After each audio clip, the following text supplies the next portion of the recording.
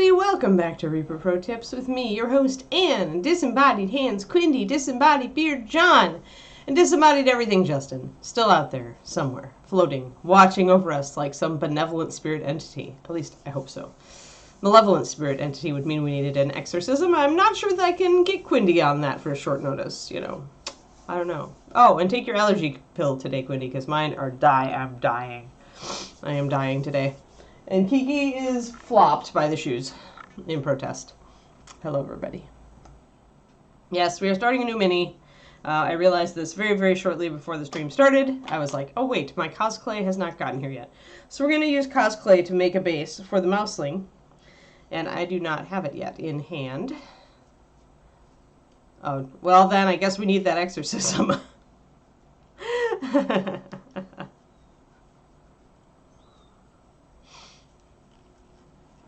Well, yes, we'll have to have some sort of wicked seance.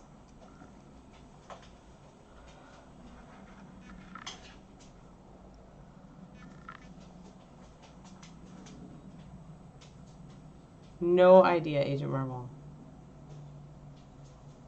Oh, don't say it, Pendrake, because now we'll curse today too.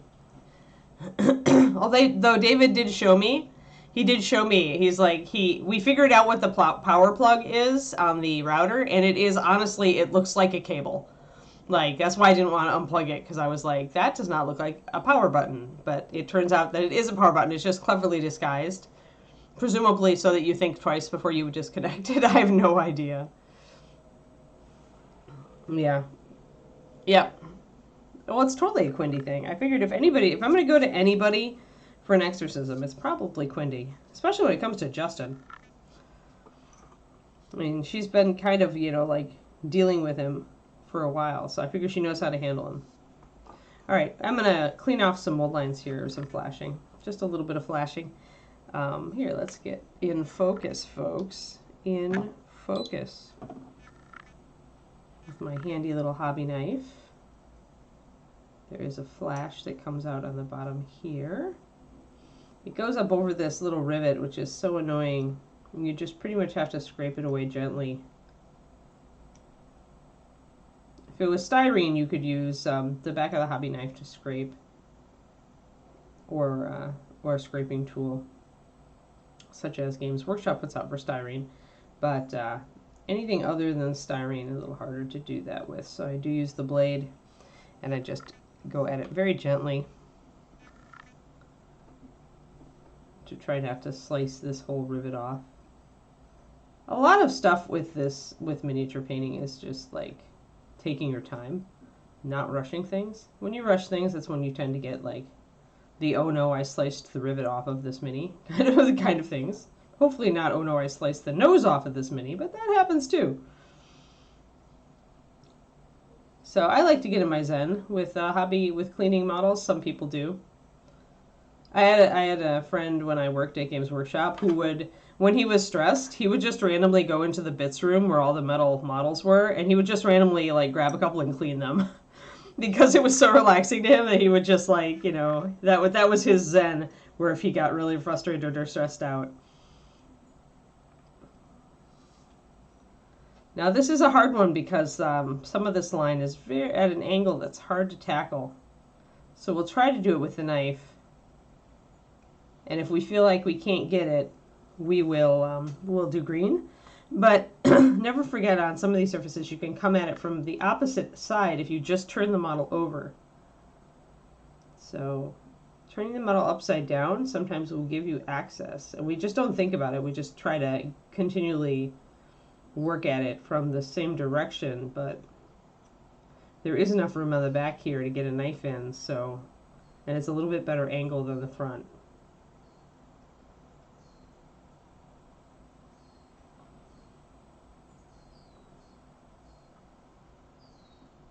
And her hair comes in there a bit. If there's a tiny bit of line in here left, but not a lot.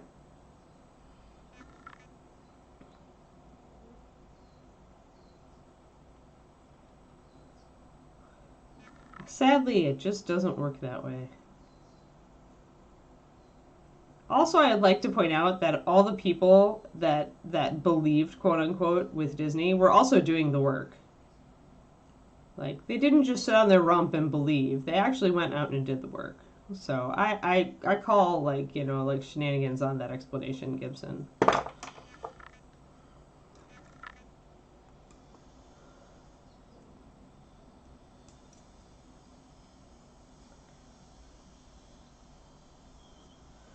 Yeah, this is just a very rough little spot, so...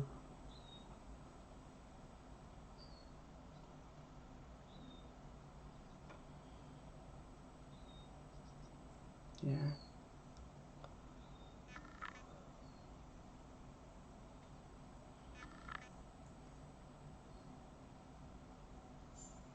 Alright, I think we've got it. I've got some... The problem with the material, Bose material, it does tend to, like, bead up, right? It gives you those pills.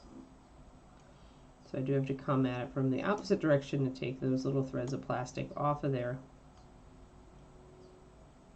Sometimes you can bring a knife in, or not a knife, a file in, but I find that it often doesn't give you as clean of a result.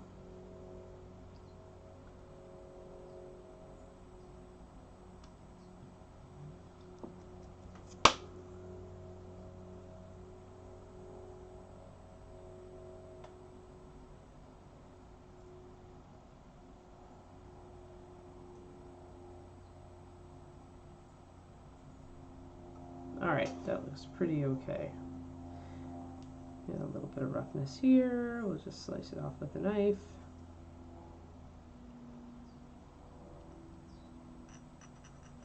I will scrape a little bit here and there if I think I can get just little threads of plastic off. There we go.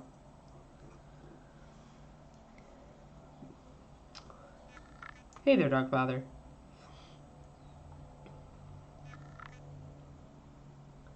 You can hayek all you want. I reserve the right to take it seriously. Mostly because my brain is just, like, too slow today.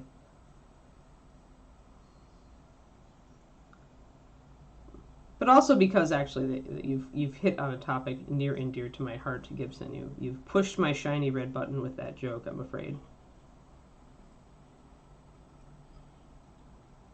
Because, as most of you know, I am pretty passionate about, like, change and progress, and especially my own. And too many people just want to dream about it and don't do the work. So I hate to set that precedent. Even in joke, I hate to set that precedent. Positive thoughts will do a lot for you, that said. Like the beginning really is positive thoughts, right? Positive thoughts and believing that you can paint the thing.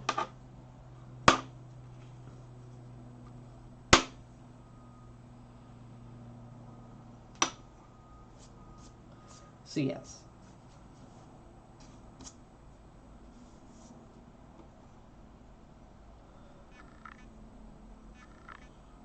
So yeah, you do have to believe in yourself. But then, unless you want to be a liar, you have to back yourself up.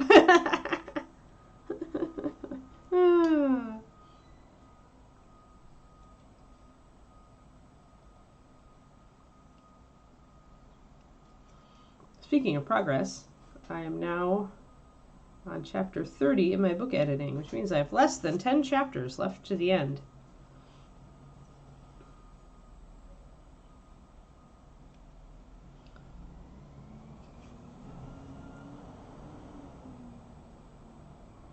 Which is great, because it means I'll be on track to send out the manuscript to beta reader people.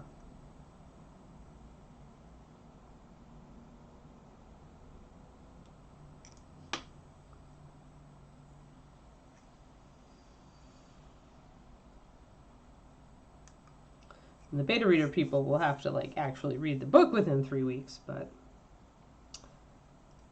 hopefully next time I'll have a little bit more leeway.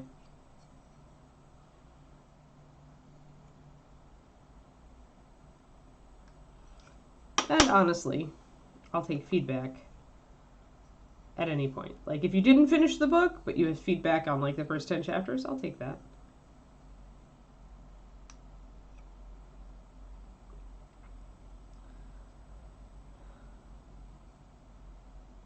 So we've got this nice anchor here, and it's very flat surface, so it's very easy to get the mold line off of here. Going mostly from this direction, but then I do always kind of reverse the model just to take a look at it, because sometimes you'll see it differently.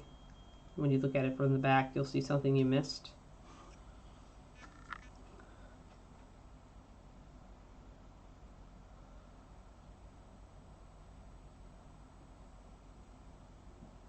Good one, Turgeon. Good one. Good. Very helpful. Yeah, when there's a rights reserved monster, Reaper is very careful.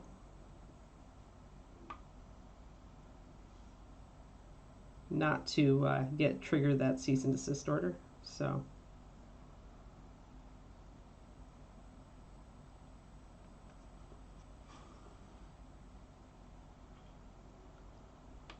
We've gotten many cease and desist orders over the years.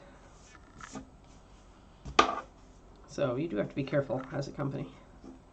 But at least there's stuff out there with, conversion guides, so that's good.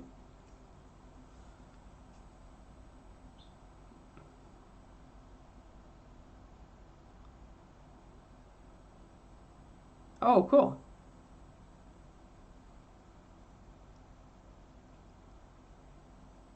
Hee. That's exciting, Zachariah. I'm not going to have anything for ReaperCon this year. I realized that once I set the date for the book, I needed to concentrate. That's the downside, by the way, of having my focus superpower. Like, on the one hand, with focus and discipline superpowers, I get things done. But on the other hand, if I have too many things going on, then I get nothing done. Like, focus requires me to really just focus on one thing at a time.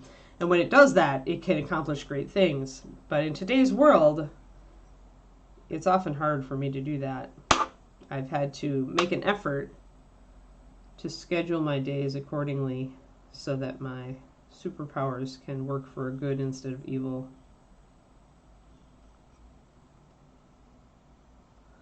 So yeah, that means not getting a paint job done for ReaperCon and instead working on the book.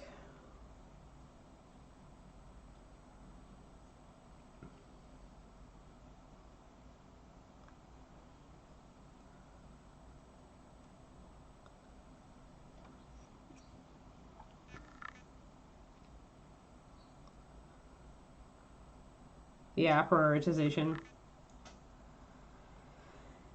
I found that what I had to do, Zachariah, was to pare my life down a bit. Really look at all of my commitments and say, do I really need to be doing this? For instance, I'm stepping down from the dog club board this year. Or at least I'm stepping down from the membership coordinator position because it's too much work. So, but yeah, doing things like that, things that I do believe in, but really, like, at this point, somebody else can run the club, right? Or at least can run that particular very high work part of it. So when you've got things like these, see that mold line that goes right through texture. We've talked about this before. There's a way to tackle it where you slice toward it and try to take it off the top, and then you gouge, right? This is how I do hair. But the problem with this is there's no good way, it's really tight in here, and it's a rounded curve, so there's really no good way to gouge it out to restore the texture. This is one of those times that I would do green stuff, because it's going to be easy. But yeah, so what I did is I wrote down all my commitments. I just took I like to mind map, so I don't know if you guys have like really let yourself like go crazy, but I find it really freeing to just take a big sheet, like just a sheet of paper, or in my case, I like to use Bristol cardstock because it makes it feel more fun, weirdly. But I like to just like kind of free write then, just like write things all over it. Like, so I made a list of like all my commitments, all the things that I'd like to do in the coming year, you know, all this stuff. I just spit it out all onto a paper. And then I took a good hard look at it. And there are 3 buckets to put those things in. One is to keep it, i.e. this is a top priority. My writing, for example, you know, my Patreon, obviously, is staying because it's my main source of income. Things like that, you keep. You just keep them because, you know, you either need them or you really, really, it's a top priority for you. But then there's a bucket, you know, where you just look at a thing and you're just like, oh man, I'm really sick of doing this thing. I'm doing it. Those things tend to be things that you took on for other people, but maybe they're not something that you really believe in. You did it out of obligation. You did it because there was nobody else to do it. You know, that kind of thing. But really, you don't need to be doing it. Like, somebody else can do it now. Or it doesn't need to be done, really, if you really look at it hard. And those are the quits, right? So you've got the keeps and the quits. But then you've got a bucket in the middle. And that bucket is question, where giving it up might be hard. It might still be something that you really care about or would like to do very much. But you got to question whether you really need it to be on top of your list. Is it as important as the keeps? Or is it closer to a quit? Could you do it for part of the year and then quit it? You know, that kind of thing. The point of this is to really clarify how you're spending your time and to really make yourself take a good hard look at a lot of the stuff that we get like kind of snagged into is obligation stuff, right? But when it comes down to it, the world will still keep turning even if we don't do those obligations. So if somebody else will be found, right? Or maybe they won't and the thing just won't get done. But you know what? That's not necessarily on you. So I find this a useful exercise. So if you get overwhelmed and you feel like you have too many choices every day and you don't have enough time ever, especially to do the things that are important to you, then consider sitting down with a blank sheet of paper and splorking your you know, your great dreams, hopes, and things you want to do, as well as your obligations all over it, and kind of doing a quick section. And it may give you some clarity. It certainly gave me clarity.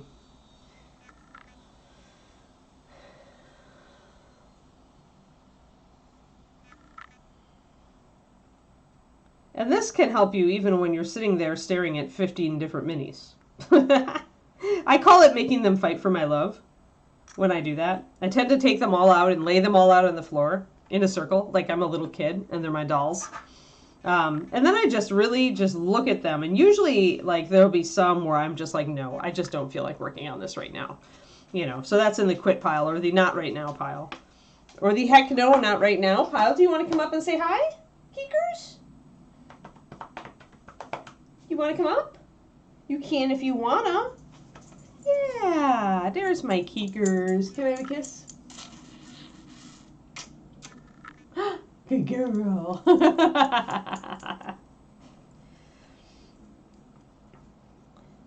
Paired. Yeah, P-A-R-E-D. Yeah. I mean, some people do it digitally. I, being an artist, I just really like to physically do it, like physically draw it out. I'll use sticky notes sometimes too if I want to. Just anything that makes it fun, though. I think the thing about the Kanban board is that sometimes it makes it feel like work, and I like to actually make this sort of organization feel like fun. Then I find that I'm more likely to do it. If it feels like a grade school art project, I'm doing it right. Good girl. Yeah. I like doing it physically. I just feel like that brings something to it. She's gone back to flopping in front of the shoes now. But yeah, so I mean, finding time to even like kind of sit down with this kind of thing and go through it is hard enough, right? I usually end up doing it on a Sunday or something where normally I would just stick my head in a video game, but I'm like, you know what? Because the thing is that with me, I don't know about you guys, but it's not just that too many things is like makes you freeze, but too many things really stresses me out. So if I'm not sleeping well, like I can just predict that I've just got too much and I need to sort it out in my head. But yeah, so there are definitely things, and when you make that list, some things are going to stick out to you as the stress makers, right? So, but yeah, with the minis and Fighting for My Love, like it gets pretty easy actually when you really look at all of them together. Because you really have to, like, the best thing to do is to imagine yourself painting it. And if imagining yourself painting it makes you excited, then okay, that gets to stay in the maybe this one pile, right?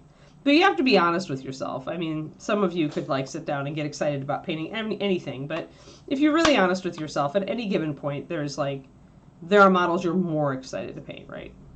So if you have to, you could rank them on a 1 to 5. I usually have like a yes, really interested in pile, and then a maybe pile, and then a hell no, not right now pile. So another mold line through the rope here, but we're just going to kind of pick away at it. Here we do have the room to kind of gouge down into these areas and dig out that mold line.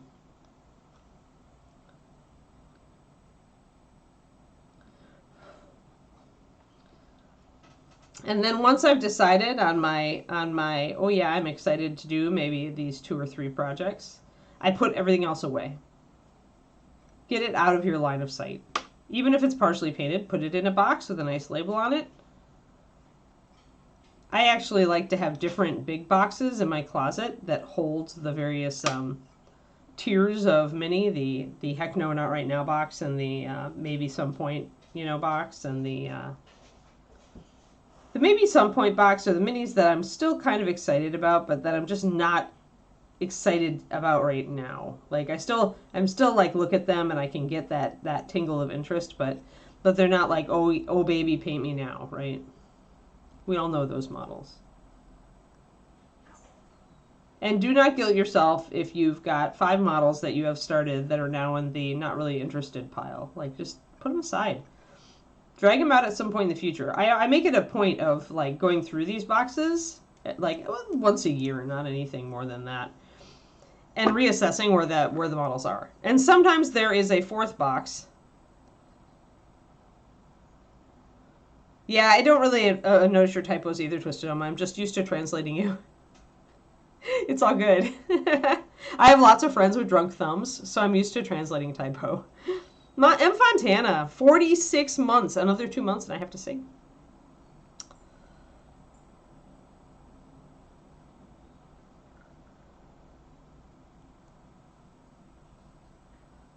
Yeah.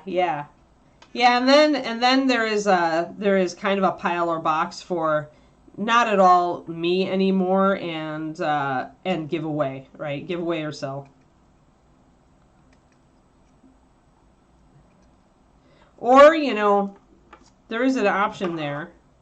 If you are the type who really, really loves, like, it's a big boost out of completing things. If it's in you really don't care about it anymore, you could just do a quick finish on it. You could do a quick gaming finish on it and put it aside, and it's done and it's gone, and then you just give it to somebody or something. Make it a present. If you make it a present for somebody, then you can put, just enough time in to finish it, and they'll probably love it. Honestly, there's not a whole lot of mold line here. Like, there is a little bit of mold line coming up on her tail here. But there's really one mold line that goes all the way around this model. It's just very easy to follow. So this is actually a pretty clean model, all things considered.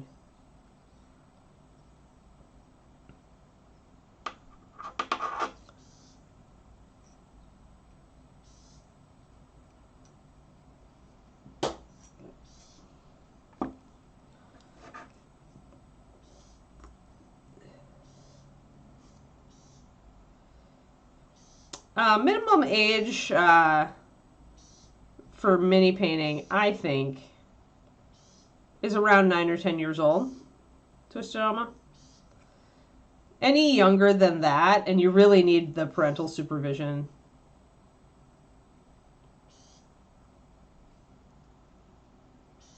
And I mean that because the kids will just dump out paint pots and stuff, or they'll just squeeze out a ton of paint because they don't understand it yet. But I mean, I started painting at 9. And I've taught an 11-year-old. I think that's actively, like, actually taught. But at Paint Club, we had a family who came in. The dad who started bringing his girl when she was 5, and then when she was 9, he started bringing in her twin sisters who were 5. And it just takes a lot. Like, he wouldn't get a lot done because he would be, you know, supervising them. But you can make it lower, but definitely need parental supervision.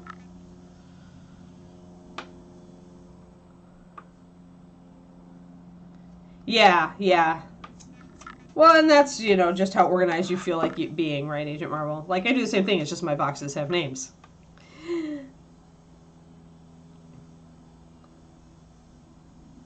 Yeah, it does. They've got to have parental supervision, though, at that age. You know, I agree.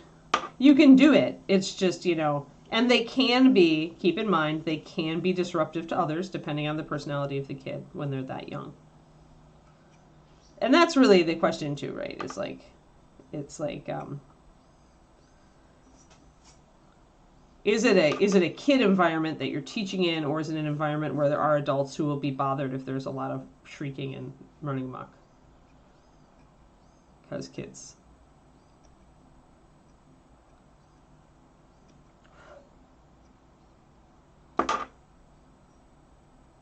But yeah, they don't have a lot of hand-eye motor or fine motor at that point either, so it's like they're just going to be dumping the mini end paint, which is, you know, fine. It's fun. I like to teach a little older.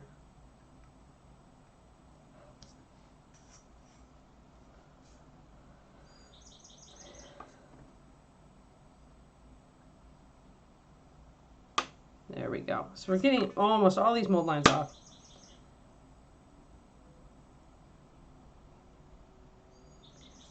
Okay, yeah, Neurotic, you have to do bigger puddles, more paint.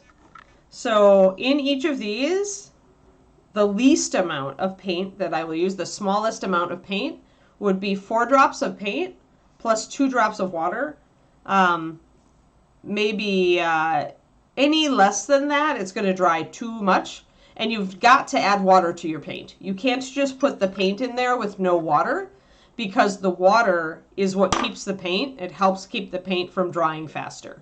So even if you are doing thicker paint, do 4 drops or 5 drops of paint and 1 drop of water, and it will keep better for longer. If you are in a very hot environment or a very dry environment or both, that can be harder, and you may have to add a little more paint and water. One thing you can do also is, if you are working with different colors, like say you're working over here with this color, but then you need to mix up a new color here, is you can get a cheap kitchen sponge and cut it up into cubes, and that way get some water in the sponge and put the sponge over the colors you're not using right now. The water in the sponge will keep the air moist, and then these paints will stay good while you're working with these colors. Does that make sense? Oh, very heavy body. I use, like, I will tell you, Neurotic, these do dry faster. I don't know what they have in them as far as chemical, but something in these makes them dry faster. That said, I will squeeze out a little bit, put it in there, and then I will add, you might want to even use a drop of drying retarder, to be honest, with these, because they do dry fast. 1, 2, 3. I'm going to do 3. If I have a big drop, I'll use 4, but let's start with 3.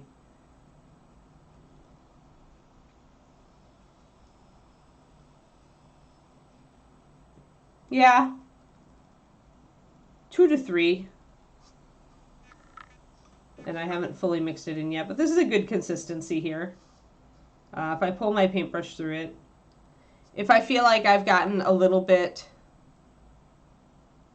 oh, weird. I don't know why that happened.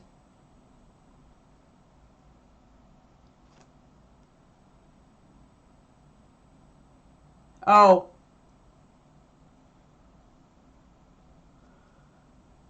Now it's working for you. Okay. Yes. So scale 75 do dry faster. I've noticed this. If I get a little bit too thin, then I can just grab a little extra paint and put it in there. But this is about right. So I did, you saw the amount that I put in is one kind of, I squeeze a little bit out on the tip here, and then I just put it face down into the palette. And then 3 drops of water, I would say, minimum. But it will, it wasn't me, got it. But these do dry faster, so keep an eye on them is probably the best thing. I find that they still won't start to dry for at least 15 or 20 minutes. If I add more water, they can stay good for longer. Yeah, but you need to have a pretty deep puddle. You can't use just a tiny bit. You've got to have this. You can see that I've got a fair amount. Like this is a pretty deep puddle of paint. The more paint and water you have in here, the longer it will take to dry.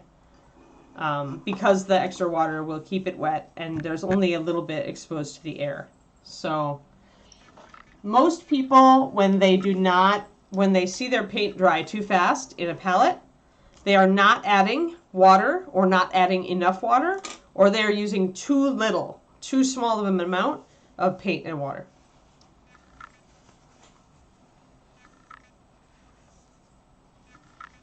Yeah.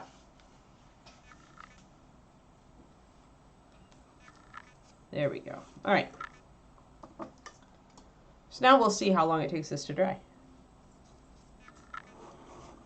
But yeah, that's minimum. I usually have between 6 and 8 drops of paint and fluid in any given well, and that keeps it going for longer. A little bit of mold line up here.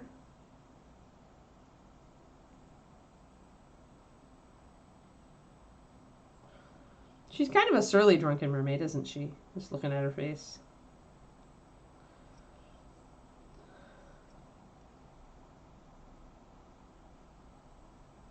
She looks kind of wicked. Gotta flatten out the surface here.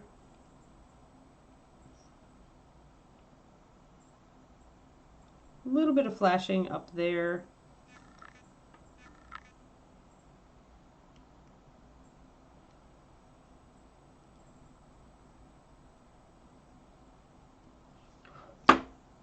There we go. A little bit of flashing here. Got it. Oh.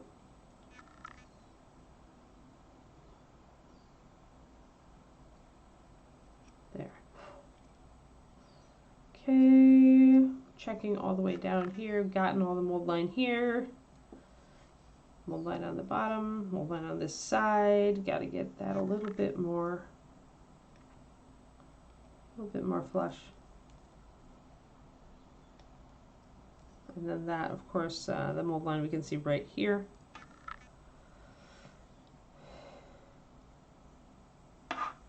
Yes. Oh, cool, Neurotech, cool. Yeah. Just try to use a little more paint and water, and it should help.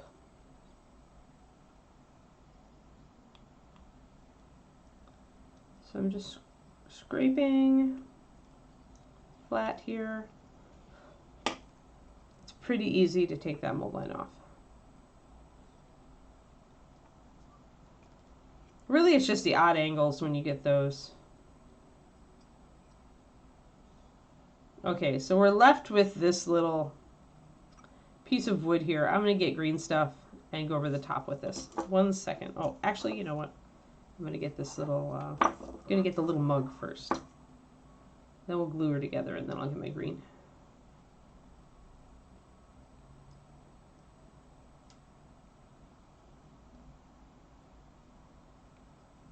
And you could use green to even out like this top of this this beer foam too. because you don't want to lose kind of the organic look of it. So sometimes when you're slicing, you're going to make some of these bubbles and stuff flat, and that's not optimal. So I may go in with some green and reshape my foam here too. Let's see here. There's her hand. There's a mold line up the hand. These are the annoying mold lines where everything is so small. But it's a shallow mold line, so that's good.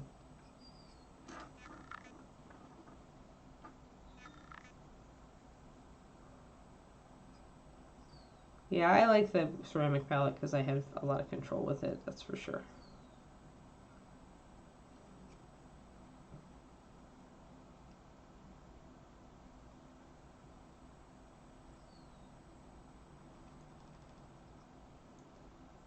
I find with the wet palette I do a lot more wet blending. Just changes my style a little bit.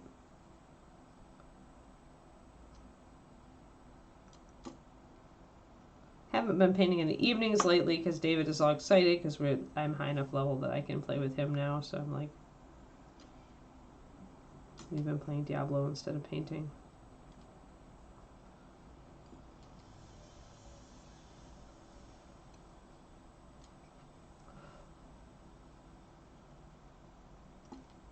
There we go. Can be rough trying to get around corners with the knife.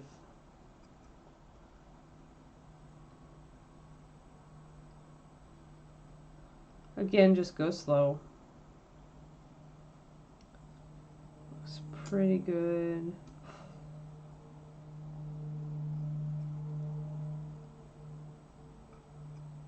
There we are. You don't really need to clear off the ball joint unless there's a little bit of flashing like there is on this one. Then you want to take that little bit of nubbin of flash off so that you can actually, there we go, so that it doesn't impinge on when you put it into and glue it on.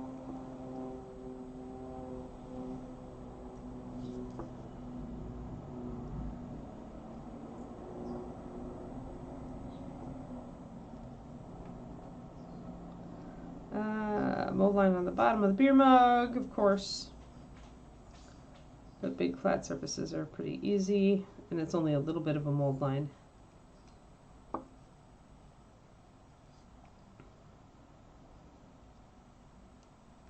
There we go.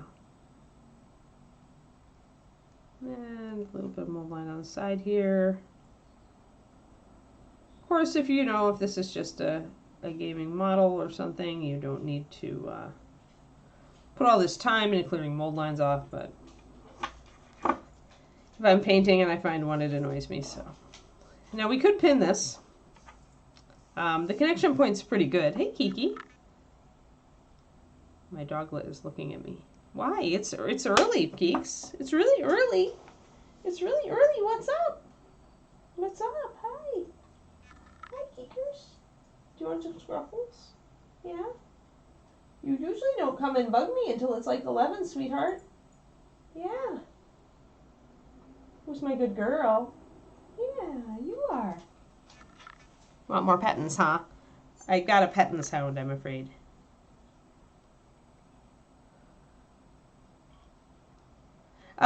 We are, I think I'm 30, oh boy, 33? It's just, it's big, I'm big and I'm high level enough now that we can do dungeons and stuff together to level faster. I just, I like to play a little on my own. I'm this way with games because David tends to rush through everything, and I like to kind of go slower and enjoy exploring the world and stuff. So I did tell him that I was going to do some playing without him in the coming days because I have big zones that I haven't explored on the map, like I didn't get to with my other character at the start of the game, so I want to do that. Oh no! Oh no! I'm sorry, Quindy. Yeah, I'm playing my druid, my pulverized druid, which I do. It's very satisfying, and I hope that the build that I'm going to switch to is as good. But it's my werewolf. It's a werewolf storm build, and I've wanted to play one of those for a long time, so I really want to be a werewolf. So we'll see how it goes. Okie dokie. So we do have a really big ball joint here.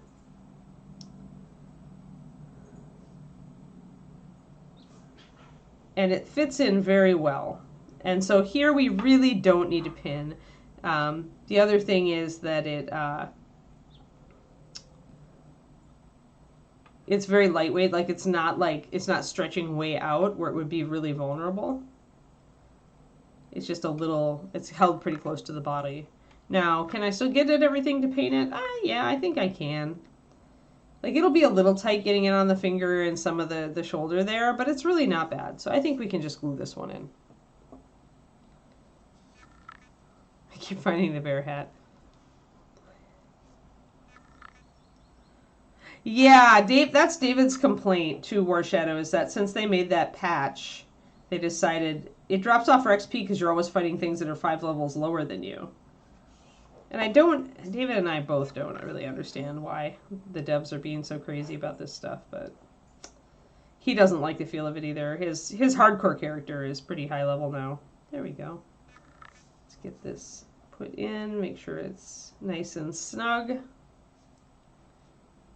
But the fact that I can put a little bit of glue in and stick this arm in and have it stick right away is a measure that the fit is really good and it's really solid. It's really firm. All right, I'm going to get my green stuff and bring it back and we'll do the...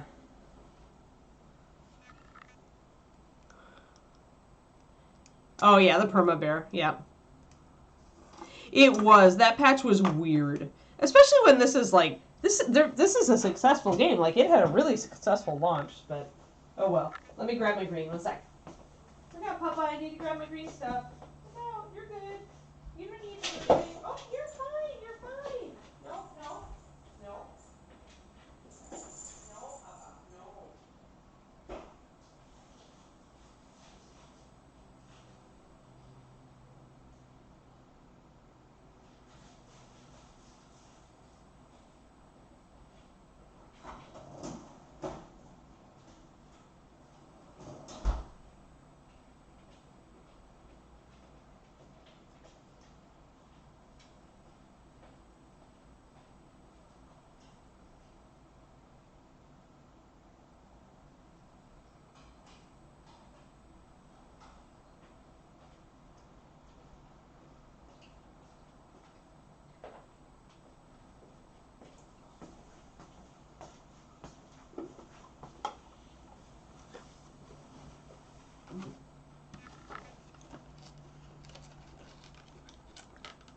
Kiki got all excited thinking that I was done. And it was like, no. There we go. Green stuff. Hey, Bubba. Yeah, it's not a treat. It's just green. It's not a treat. You were very all over today, Papa. You're like all over Mama. Yeah, what is it today? You're going to stuck in here later when the cleaners come. Yeah, I know. Silly girl. She's just sitting here with her head like getting Scrooge. Yeah, green stuff is not food, puppers. Yeah, well, hopefully they listen to people on the patch, Quindy. Because, yeah, it was just... It's like they listen to feedback, but then they were just trying to push their own agenda with it anyway. We listen to you, but we want to tell you why we did it this way. And it's like, well, we don't really care because it sucks.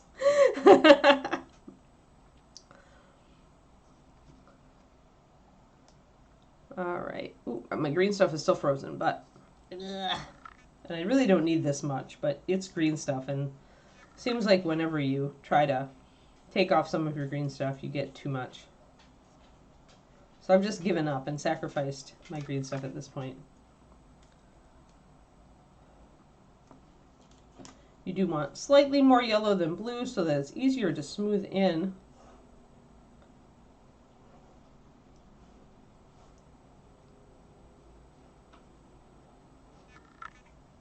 What are you doing, Keekers? Be good. She's like, haha, yeah, right. So a little bit more yellow than blue.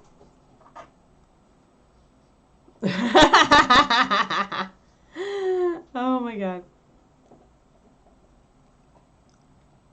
Oh, yikes.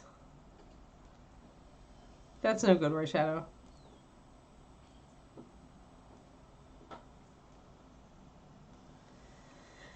Yeah, I don't know. I mean, I'm at such a low level. Since I'm not playing like endgame, I'm pretty happy with my character right now.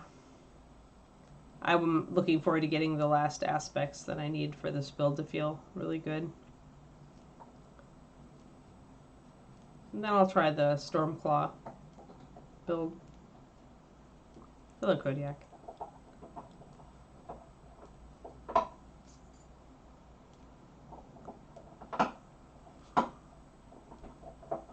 Alright, once we've mixed up our green until it's a uniform color, then it's time to go.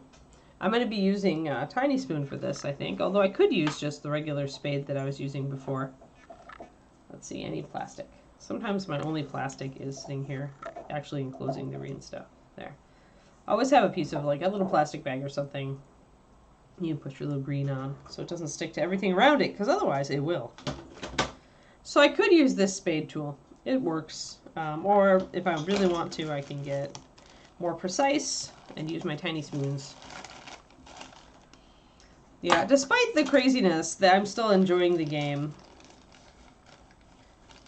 I'm gonna at least get to where I can try out my endgame build.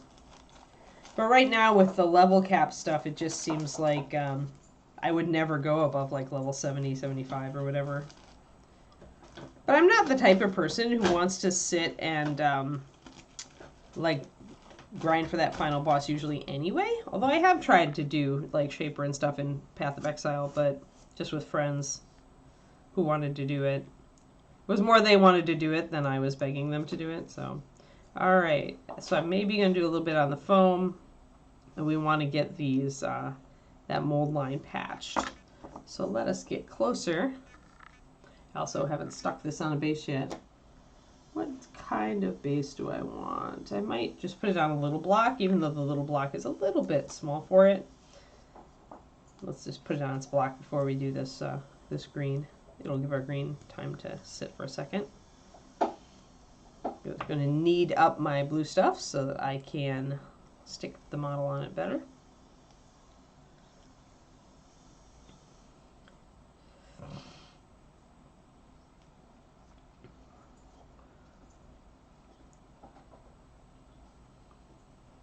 So last night CrossFit actually made me feel like I was going to die. It was the first time. I exaggerated slightly, but you know that moment when your heart rate, when you know you're at max heart rate and you are just like, you still have like, you know, planks to do and shit. Pardon the profanity. CrossFit drives and a profanity. I will give CrossFit one thing. I would never have thought that I could do some of this crap. And I've been forced to reconsider the fact that I can do some of this crap. It's just really hard. Yeah. Yes, I agree, Quindy. Yes, I still enjoy playing it, but if they don't make more of an effort to balance, I doubt I'll continue playing long term. Absolutely. That's, like David, I watched David playing his spinning blades or twisting blades rogue or whatever it is. He's just owning. Like, he's just like it's such an OP build. And then I look at like his sorcerer. He tried to run sorceress last in the release, and it was not like it just there doesn't seem to be any sorcerer build that's even close to what his rogue is. But yeah, so yeah, I'd go back to Overwatch or whatever, or I would just paint. Gosh knows, these days they ought to know better. Like, no matter how addictive your video game is, there are always 10 other things that people could be doing other than playing your video games that are just as fun. Yeah, they murdered Sorks, agreed. Because normally I would go for Sorcerer because that's the kind of play I usually like. But I ended up with Druid just because I wanted to be a werewolf, and I'm happy I did because at least my pulverized build is A tier, so even if I kept to that, it's still a very satisfying build. All right.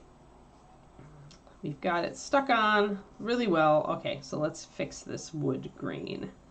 So we've got this annoying mold line right through here. And it's really difficult to get a knife in. It's really difficult to get around.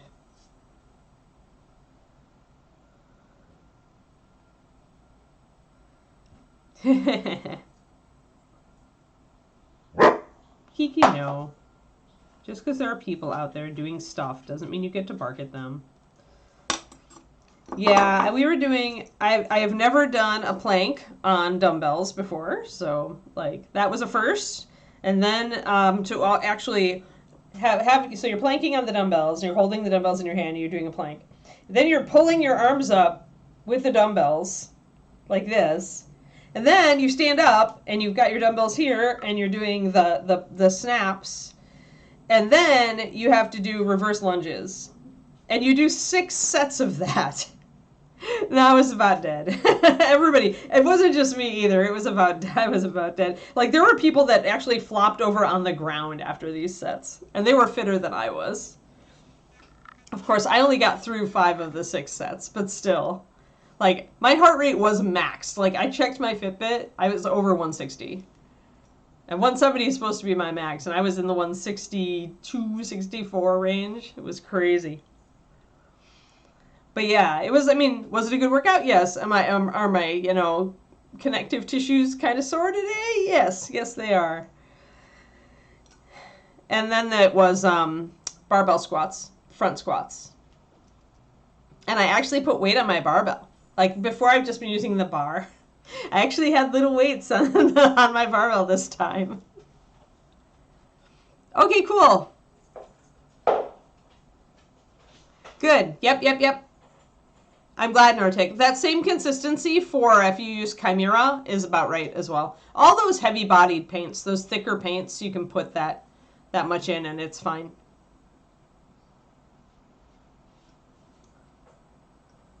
Yeah, plank rows. Yep. I just about died, but it was the thing. So I did it, and I did it with 12-pound weights, which was half of the RX for females, which was actually probably more than I should have given my heart rate. But I mean, I did it, so I didn't die.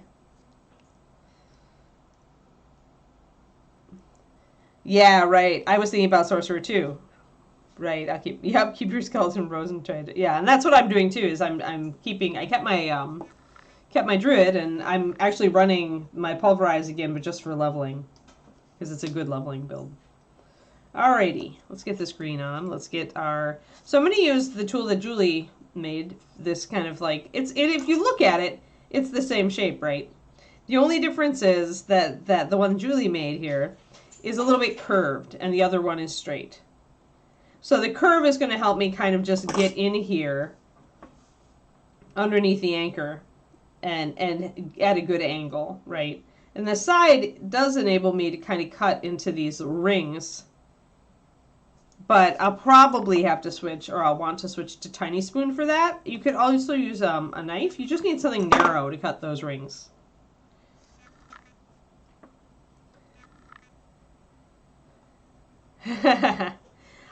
I mean, I did start running trash before I started Couch to 5K before I decided to do CrossFit. I'm glad I did, or I would have died. So like, it's not like, you know, I've been an avid walker, and I do yoga every day. So I've got, you know, some just minor strength building for that. So I was in like, and I'm still like, I gained a few pounds back from my all-time low after my keto diet, but I'm still like much lower than I was. I am still 66 pounds down from my maximum weight that I used to be. So I do wish I could drop like 20. I would like to drop 20. I'd like to be down at 160. Because then I might have a hope in Hades of doing a pull-up at some point. And I really want, that's kind of my goal, my end goal. I want to be able to do a pull-up. I'm looking at ways to throw more protein into my diet lately. All right. Though David was smart. He pointed out that if I just took the fruit that I normally eat for dessert, for lunch, and supper, and just put that into a protein smoothie instead, like I would be able to redistribute the calories and I would get more protein in my diet. David is smart. This is why I married this guy. So I'm going to look at that. The nice thing is, because of my Crohn's, I do eat a very predictable diet every day, except for supper. Supper's the only wild card. And usually even that is fairly predictable. Like, there is a protein and a veggie, and if David wants a starch, he has to do his own most of the time. So that makes it a little easier. So, all right, so I'm putting a little bit of green down, and I'm smushing it. I used tiny spoon, but I'm going to use the other one. And I'm just using this this tool, and you can use really any spoon type or spade type tool to smoosh it down onto the surface and smooth it out into that surface. And you can use a clay shaper for this. Clay shapers are really good at smoothing because they're a softer material. I'm pressing the green up over the entire mold line so that it goes all the way in there.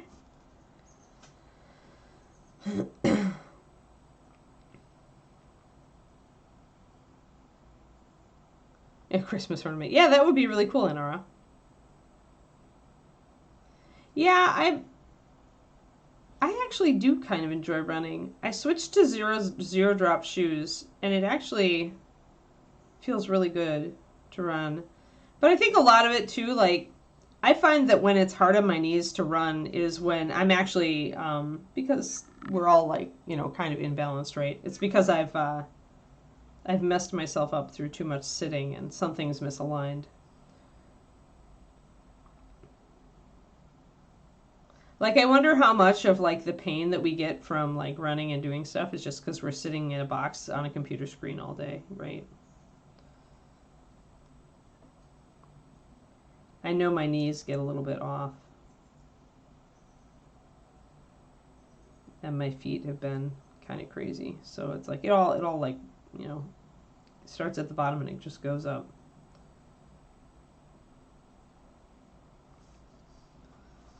But yeah, I do enjoy the running. I'm not running like 5Ks or anything. I don't know if I'd want to. Maybe I would, maybe someday.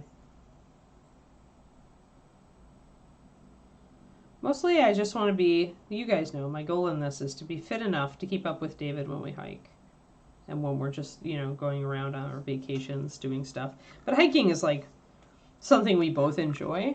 And I'm just like, I just didn't have the stamina or the fitness for it to keep up with him. It's really disheartening. It doesn't have to be that way, so that's why I'm doing this. CrossFit might be a bit of overkill for this, but I'm seeing results very quickly. So maybe it's not. Maybe it's good. So you can use the side of your tool to cut in and make those little rings. You don't even need to be super precise with them. You can see the water on the green. Since I smooth the green in, I'm not afraid of water getting underneath it like with the cork. With the cork, the thing is the cork can absorb water, so moisture can creep underneath your green stuff that way. But here, once this is down, moisture is not getting between the green and the plastic. The plastic can't absorb it. So here what I'm doing is I'm smoothing in this edge. I'm just pulling it out until it's super thin and it kind of blends in. And then I look at the rings here and I just make sure that where the green starts, the rings match up. So you don't need to be perfect on your ring execution as you get further into the green. You just want to make sure it lines up here on the outside so that when you're painting these rings here, which are very well defined, when you get to your rings, at least where they meet, it's going to be fine. If you get a little messy after that, then you're okay. I mean, probably nobody's going to notice as far as your green work. But what you can do is also make sure they match up on the other side. So then at least you've got the area where you go in and the area where you go out. And if you've got a little bit of muckiness in between where your lines don't quite match up, chances are you can paint plastic surgery over that. But more important, you've knocked out that mold line just by putting a little bit of green stuff up. So that's how that looks. And honestly, if you watched how much time it took me to mess with what's-his-name's hair yesterday, you know that this green stuff now has taken far less time than that. In fact, now that I have fresh green, I am going to put some over the top of his hair. So I'm going to do kind of the same thing. I'm going to take just a tiny bit of green.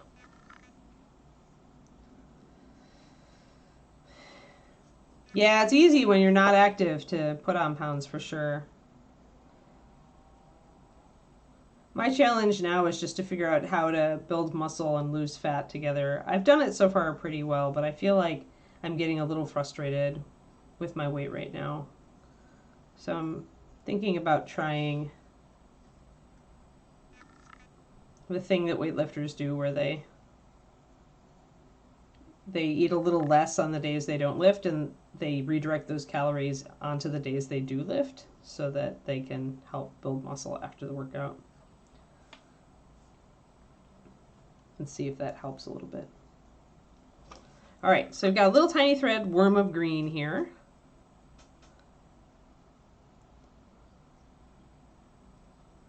Oh, interesting, fleet feet.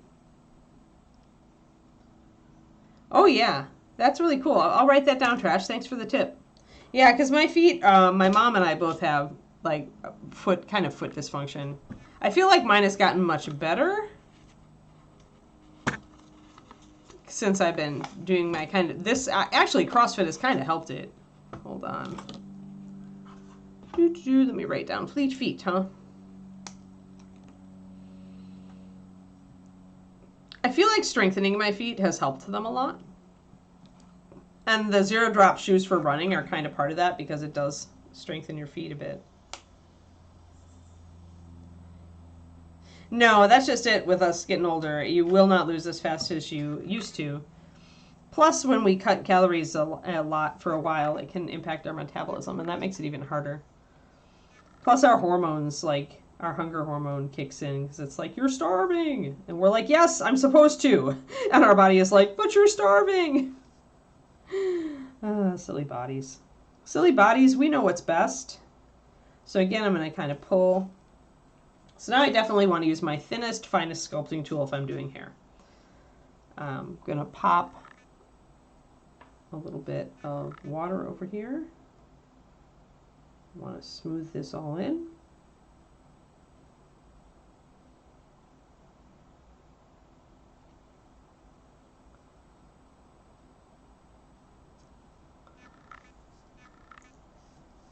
And when I have a little bit of extra green on my tool that's sticking to it, I just poke it into my massive green here. It usually takes it right off.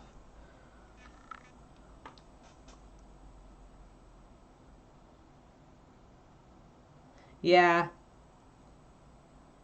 Yeah, yeah. Yeah, the steps really matter. Like, even if you're not necessarily getting your heart rate up, but as far as like burning calories throughout the day, getting a lot of steps really does impact it. I was surprised how much.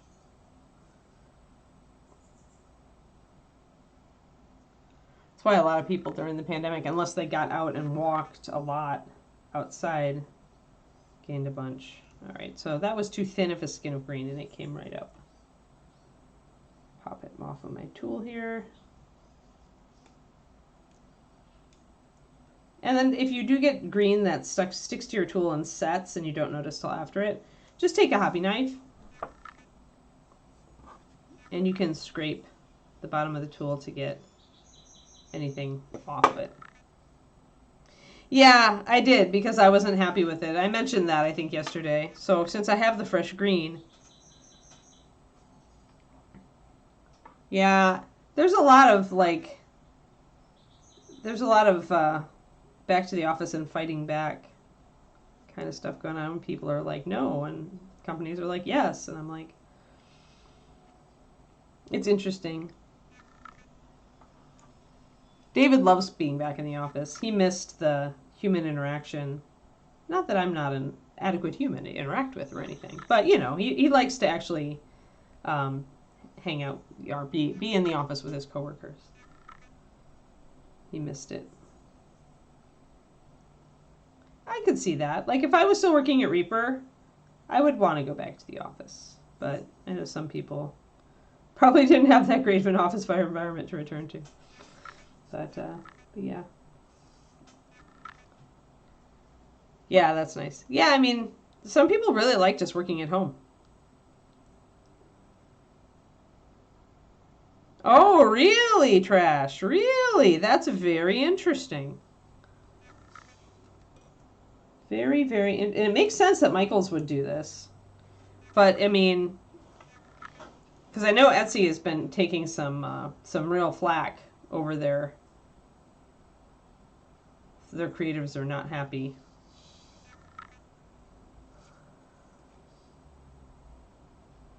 All right, I'm going to put another worm of green in here because I feel like I need to get the little bit back here. Yeah, the commute, right? Yeah, that's what my brother did. Like after I was totally like, go Pete, because he also has 2 hours of commuting a day on the train down to North Chicago for his job. And he was really getting no time with his kids. So like during the pandemic, he was super happy. And afterwards, he put his foot down and he's like, I'll come in, X day, but on Fridays and Thursdays or whatever, I'm going to work from home. He's like, we sat there and we spent all this money to figure out how everybody could work remotely. I'm gonna keep it, right? He doesn't keep it all days, but he does at least. He only has half as much time, and he got to spend a lot more time with his kids before, Lauren just went off to college last year, so, and Graham is still in high school. But that was I thought that was cool. So sometimes the green is not wanting to stick. Or it wants to stick to your tool more than it wants to stick to the mini. There we go. All right. Yeah.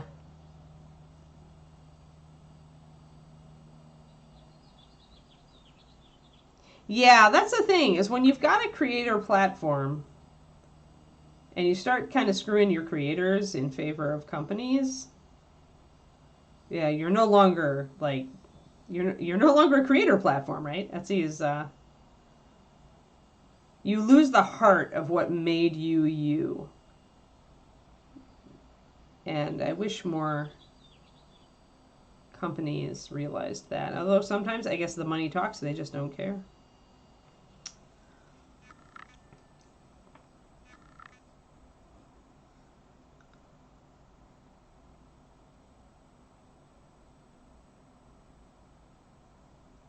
All right, so I'm going to use the side of my tool and press this all in so that I've got this green. And then you don't want to actually do you can do the locks, but you don't want to do the actual strands or finer locks till the green sets up a little bit.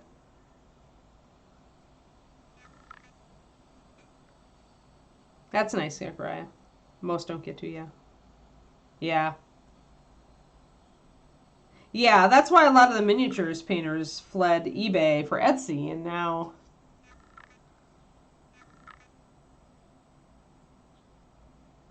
I mean, on the good side, I get the feeling there's always going to be somebody willing to make a platform for smaller creators, right?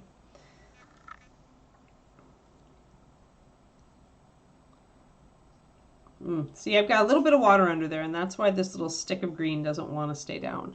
I'm going to try to really get water on my tool here, and this is where Vaseline can be a better, can be better for green. But then you've got to wash your mini before you paint it to get that oily, greasy substrate off. I tend to just like to work with water. All right, there we go. So I got the rest of that to stick down. And I've got to blend it in at the top of the head. So I want to make sure that I'm pressing down really lightly and just pulling a little bit. You want the green to go kind of really thin until you can kind of see it scraping over the surface, and then you're really good, especially on a hair. You don't need a perfect blend in on hair because it's already a textured surface. And then we'll probably let it set up just a little bit, although we're getting to the end of the stream. Back to eBay.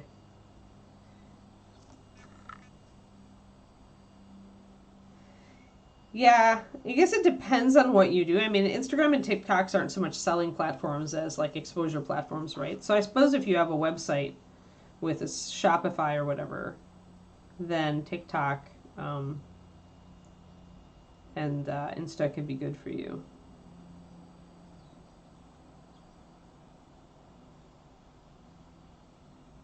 I know TikTok's really good for book advertising, but the thing is, like, it takes so much time to build up a platform there, and I wouldn't be doing any writing. Like, I'd be using all my time making promotional videos to build a platform that may or may not work for selling my book. So far I've kind of given TikTok a miss. Okay, so now we're going to make some lines. So I just did one right there. And I've got the underlying hair texture to work from because I can see it through the green. So that's the nice thing, is that you don't have to reinvent the wheel. You just have to follow what's already there and just kind of use the edge of your tool to make those strands. Now, if you want to do a lot of fine strands, really fine strands, like Werner clock models and stuff, then you'd let this set up more, and toward the end, you would take a knife and do a lot of little fine texture, because the knife edge can do a really fine strand. I could do it here, but I'm probably gonna lose most of it. You want to let it set up so that the green doesn't just like glue back together. When the green is really flexible and fresh, it doesn't hold fine detail very well. But as it gets older, it'll hold those things better. So now I've fixed the hair. Just gonna kind of like do a little smoothie thing here over the top, make sure that I've got it nice and smooth so I don't have a problem. But yeah, there are lots of times where, if I'm being honest with myself, it's just easier for me to grab the green to correct a mold line in a difficult place. Whenever it's like got that buried behind something, or it's a little bit concave, where it's hard to get a knife in. Anything that's hard to get a knife in at an angle, that just is better. So here we've got fix that. I'm going to do one last look around for mold lines. What skin tone do you guys want on her? Do you have a, oh, yay, Crowley, bye. Oh, they have a way on Insta to sell stuff now? Oh, Luca's in Italy. Good. Visiting his papa.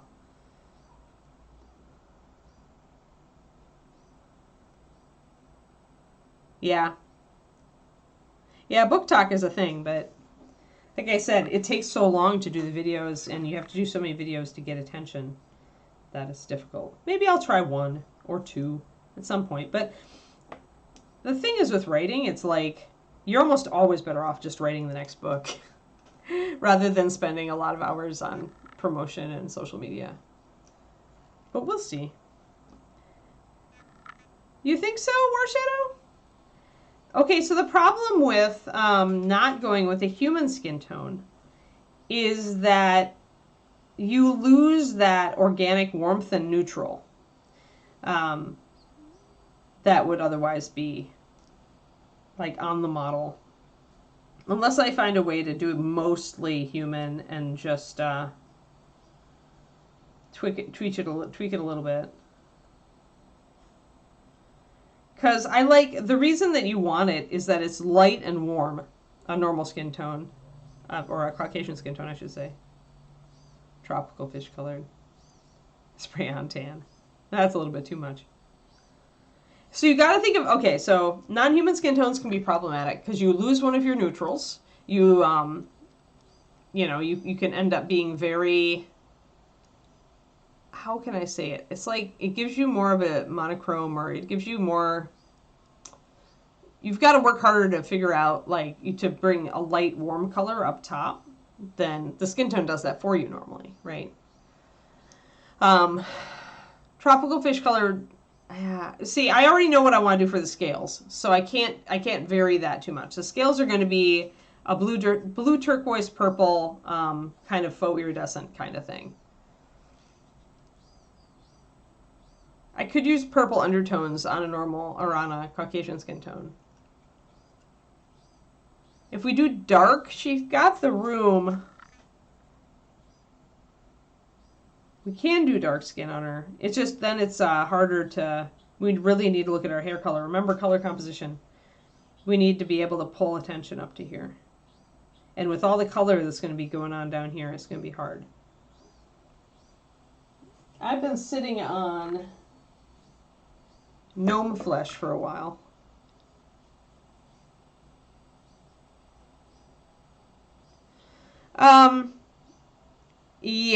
Yeah, that's not gonna, I'm not that person, Turgeon. Like, yeah.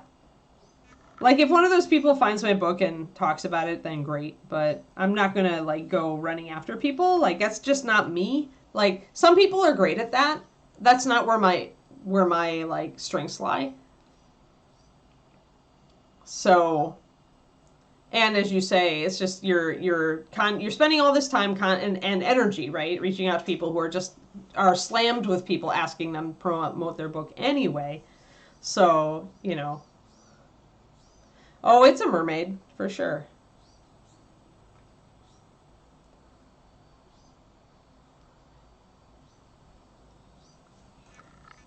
Yeah, I mean, it's the bones gnome flesh, and we haven't ever used it before. I've never worked with it, so I thought about maybe shading it with some purples.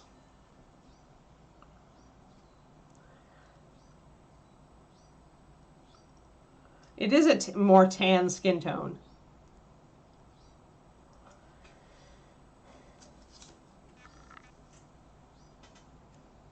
But yeah, I think just from my self-published Reddit, Turgeon, I can tell you that 60 zillion like indie published people are trying to clamor for the attention of those book talkers. Gnome flesh with purple shading. Because I kind of like this color. If we don't like it, we can go back on it. And it is a little bit darker. We'll see how it looks on the model. But yeah, the thing to understand about non-human skin tones is they're just like colors. I find them actually more boring than actual skin tones.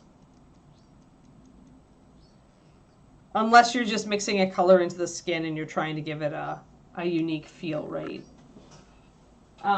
We haven't done... Well, our necromancer was really pale. Yeah, we haven't done non-human for a while. I guess, yeah, we did with our tiefling. But even him, I started with a real skin color. But it's just a color. Like, it's non-human skin tones. You're just painting teal instead of skin. And if you want to, you can mix skin colors into the color as you bring it up, like, or as you bring it down, either, you know, shadows or highlights.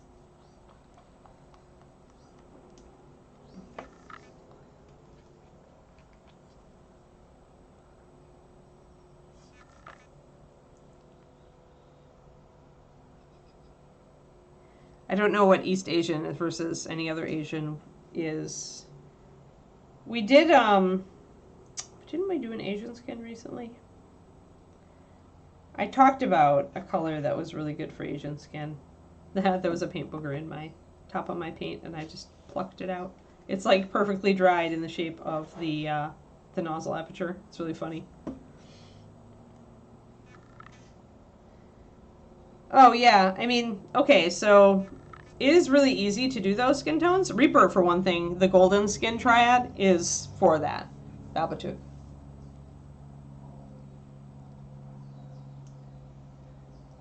What color was I just telling you guys was a really good Asian skin tone color? We just made it, actually. We were just using it for our... Yeah, we did it for Jolie before I threw all the reds in there. And her skin tone was really like it. So essentially, 4-to-1 tanned peachy is a great Asian skin tone.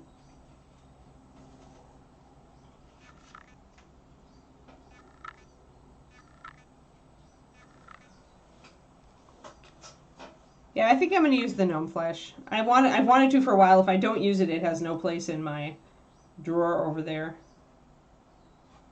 Let's see what it looks like. But yeah, if you want to do Asian skin tones, then either pick up the Asian triad, if it's still out there. I think Asian skin at least, or golden skin, 9092 is still out there at least. Or you can mix tanned and peachy 4:1 and get a really good Asian skin tone. The thing to remember that with the Asian skin tones is, although there are fewer rosy tones, there still are some. And so you don't want to paint it just flat with ochres. You don't want to paint it Simpsons. All right, let's get...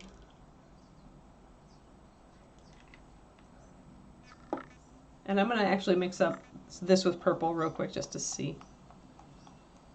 Okay, that's easy then, because golden skin plus linen white or bleached linen or pure white will work for a highlight.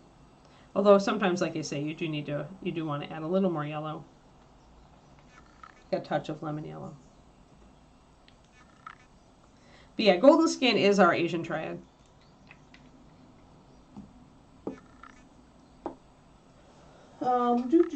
So it's like, really, if you just follow that, you've got it. It's not super difficult.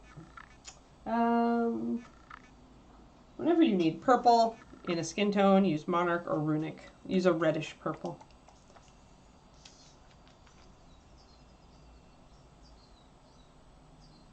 I'm going to mix 1 drop of Runic in there. Bring it down here so you guys can see it.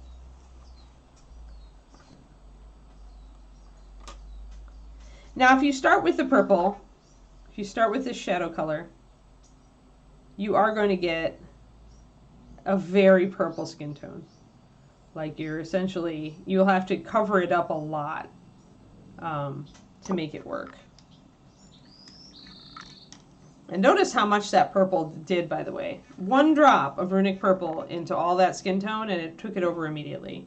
That's because the blues and magentas have higher diffusion than the pigments, the earth pigments in the skin tone. Most pigments, most skin tones are going to be built mostly with the oxides. There are some exceptions. But the oxides are not high diffusion pigments. They tend to be easily overwhelmed by things like black, blue, green, the phthalocyanines and the quinacridons of the world.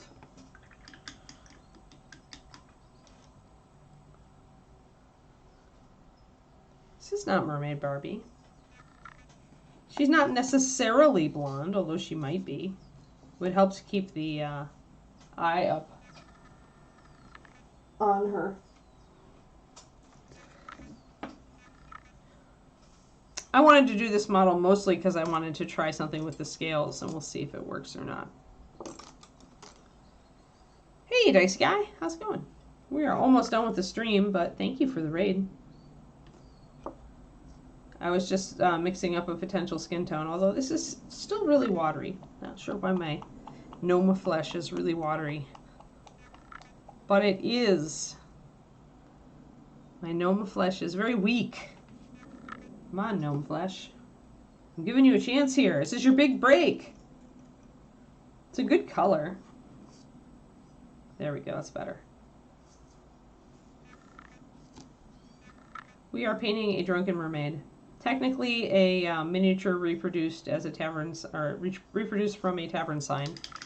But yeah, this is still really weak. I must have thrown more water in here than I thought.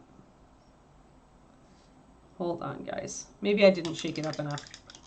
So if you try this and you get that, guess what? You can just put a big blob of water on it and take it right off. Where is my Kleenex? I need to take the water off now. So yeah, sometimes if I'm distracted and I don't mix up I don't shake the paint enough and it's just not working, then I will just throw water on it. Use a Kleenex to pull all the paint and water off. Get it back to 0.0 and then try again. Oop. Shake like a demon. Genome, genome, gnome, gnome. You want to strangle him. Oh, that's fair. You should know there are hazards. There are hazards acquainted with mispronunciation.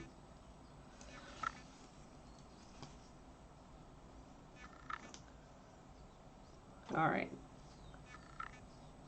There we go.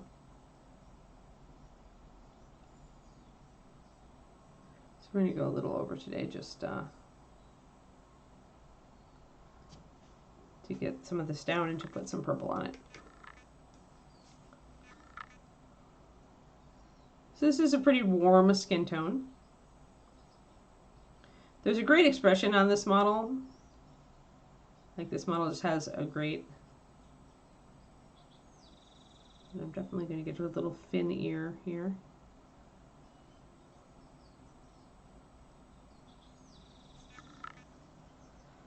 Gnome.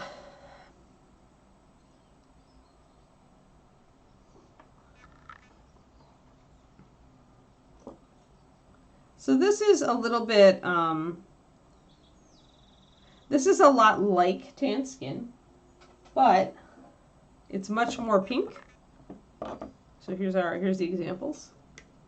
So tan skin is here, and the gnome flesh is here. So I do like that pinkness, that rosiness to the color. Gives it some life.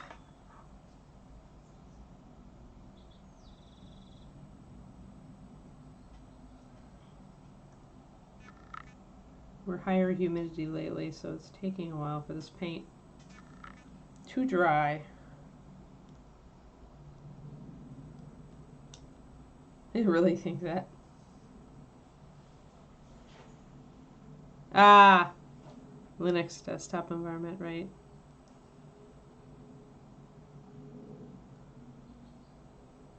I wouldn't bother, Turgeon. Like I said, you can easily make a highlight for golden skin by just adding linen white, bleached linen, or pure white plus a tiny touch of lemon yellow, or just pure white if you really want to. It won't look bad on a 28. So we're just proof of concepting this, guys. But yeah, I wouldn't bother going and buying a whole bottle of the highlight if you're okay with mixing. It's very easy to mix skin tone highlights. The answer is always like a golden off-white or a yellow and white. Or if you must, pure white, although that can give you a little bit of a flatter highlight. But it works.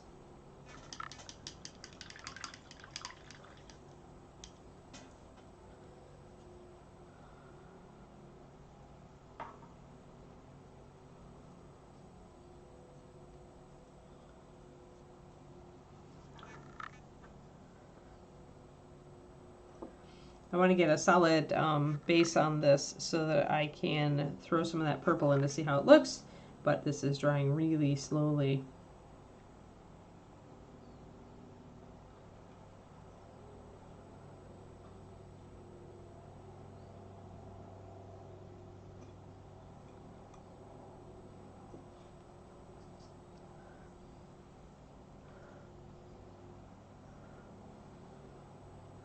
Blowing out a little to try to get it to go a little bit more quickly.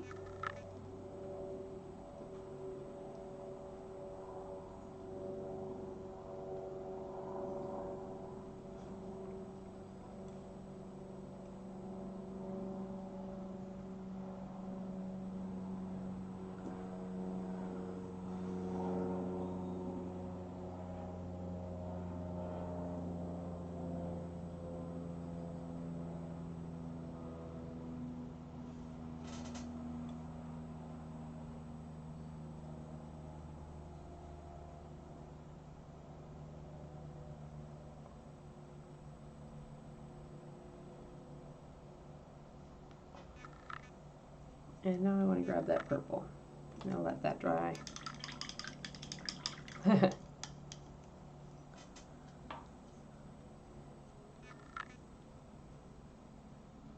reminds me of when I was a kid and we would try silly pronunciations for things just because they were silly, like leopard for leopard.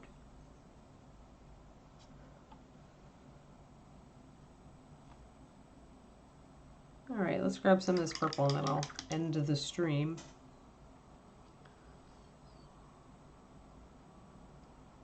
Oh no. It's one of those days, Zachariah. It really is. I was up and down all night, so my brain feels like it's slow today. Man, this paint just does not want to dry today. Come on, paint. You can do it, paint. He just does not want to. Well, pretty soon I'll be gone, and you can have your brain cells back, Zachariah. A little bit of purple.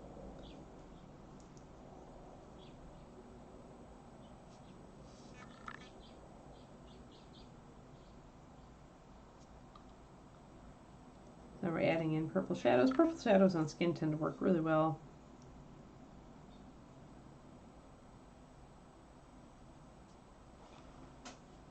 It's not super dark.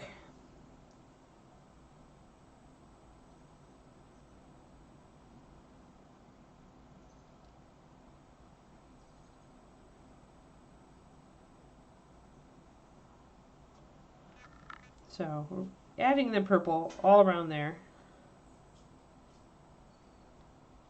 A few spare brain cells? I wish. I wish I had spare brain cells. All my brain cells are in use. And we'll do the purple on there. So you can see how that purple like actually blends in really well with the skin tone. We'll be putting other shadows in as well to help define stuff. But for now, that purple looks really organic and it adds an otherworldly feel to her, which is good for a mermaid.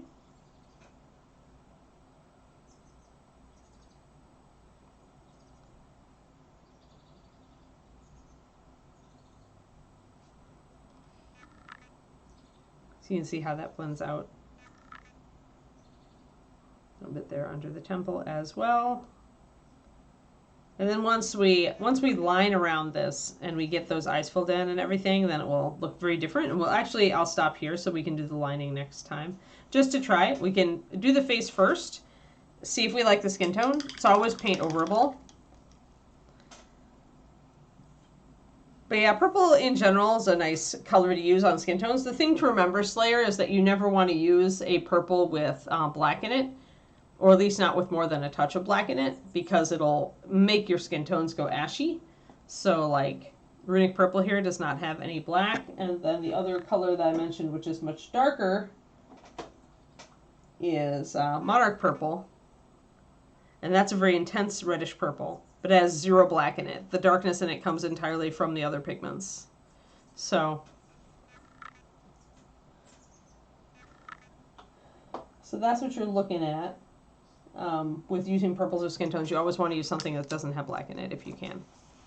The black is going to impact your skin tone too much and make it dull. Honestly, 4 drops of gnome flesh to 1 drop of Runic Purple, Slayer. And if I was using Monarch, I might use even more. I might do a 6 to 1.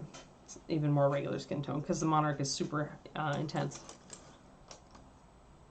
Or you can glaze. You don't even have to. I would mix a little skin tone into the purple just to bring them closer together. But you can also just glaze. Yep, no problem. No problem, peeps. We.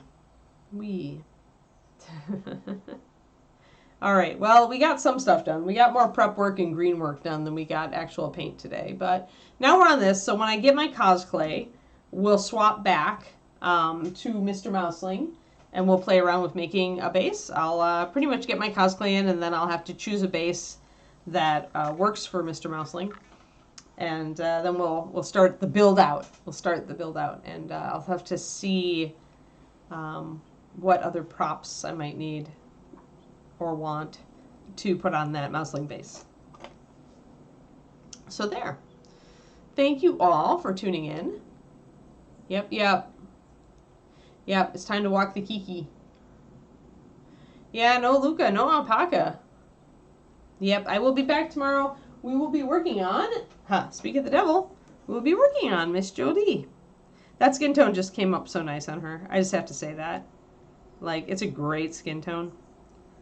So yeah, I don't know what we're going to be working on with her tomorrow. I'm not certain. Whatever I feel like, really. Might do more work on the book. Might do more work on the blue because I haven't really done a lot to it. Might do some of the gold. Might figure out a hair color, you know. It could be anything.